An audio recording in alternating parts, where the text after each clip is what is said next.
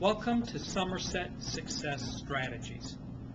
Today's post is called a Better-Than-Letterman Top 10. And really it's a follow-up from our last series of posts that we called From Great to Gone. Those were based on a presentation given by Jim Collins in September at the World Business Forum. And at the end of that presentation, he provided a top 10 list of his recommendations as to how you can survive the recession, and I'm passing that list along to you as follows. Number 1, he recommends that you complete the Good to Great diagnostic tool that he and his team developed. It is accessible at no charge from Jim's website, jimcollins.com, and it's pretty easy to find. It's the Good to Great diagnostic tool. So that's number 1. Number 2, he recommends that you know the answer to the disciplined people question. That's the question we talked about in part 2 of the 2-part Great to Gone blog posting, where we talked about how many of your top executives are the right people on the bus. That's the disciplined people question. Know the answer to the disciplined people question. That's number 2.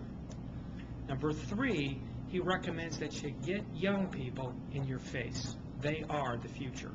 They think differently than we do. They have more enthusiasm, drive. They are part of the solution to working your way out of this recession. Get young people in your face. Number 4, he recommends that you build a council. Essentially, it's an advisory board. The council includes key members of the management team, but is not limited to members of management, nor are all of the members of management automatically on the team. There's more information at jimcollins.com about his definition of a council and his recommendations about building one. If you go to jimcollins.com and search under council, it's pretty easy to find. Also, we had a post at our Somerset Success Strategies WordPress blog, and I believe we had a video post about it as well back in July that we called Ministries of Truth, where we also talked about this idea of building advisory boards. Number 5, check your questions to statements ratio. It's really a level 5 leadership quiz. It's part of the characteristics of level 5 leaders. They have a very high ratio of questions versus statements. They ask way more questions than they offer up factual statements. So check your questions to statements ratio and modify your behavior accordingly to move you up the level 5 leadership scale and to help you as you work your way through and out of and thrive during this recession. Number 6, frequently and proactively turn yourself off.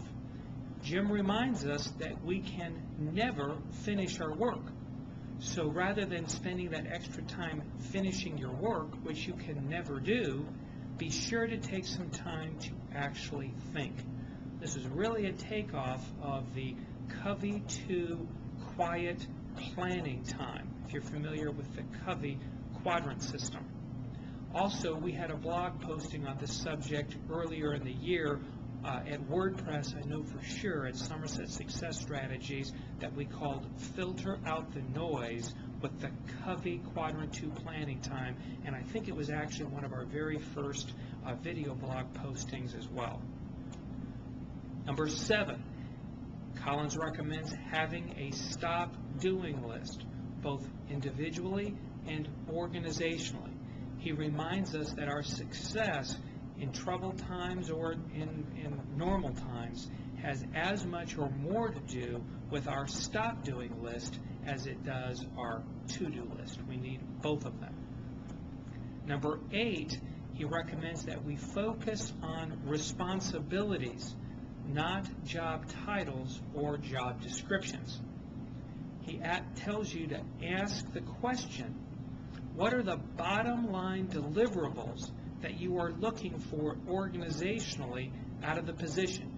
Don't get bogged down into job descriptions and job titles. Focus on the bottom line deliverables you're looking for from the position. This is something that we have called a position scorecard in our consulting practice here at Somerset CPAs, and we would love an opportunity to work with you in the development of position scorecards for your organization. They're all about the bottom line deliverables and measurements relating to same. Number 9, he recommends you define your true north values for your organization. Values are more important in challenging times than they even are in good times, because in challenging times there's more of a emphasis, or there's more of a impetus for you to cut corners. There's more pressure on you to cut corners, and that's why you need to refocus and re-emphasize and redefine and recommunicate your true north organizational values. They're more meaningful now and more necessary now than ever. We had a blog posting at WordPress that we called "What Do You Value?" and it's very important and relates to this true north values. Number 10 in the top 10 list, last but not least, is identify your organizational BHAGs, your big, hairy, audacious goals.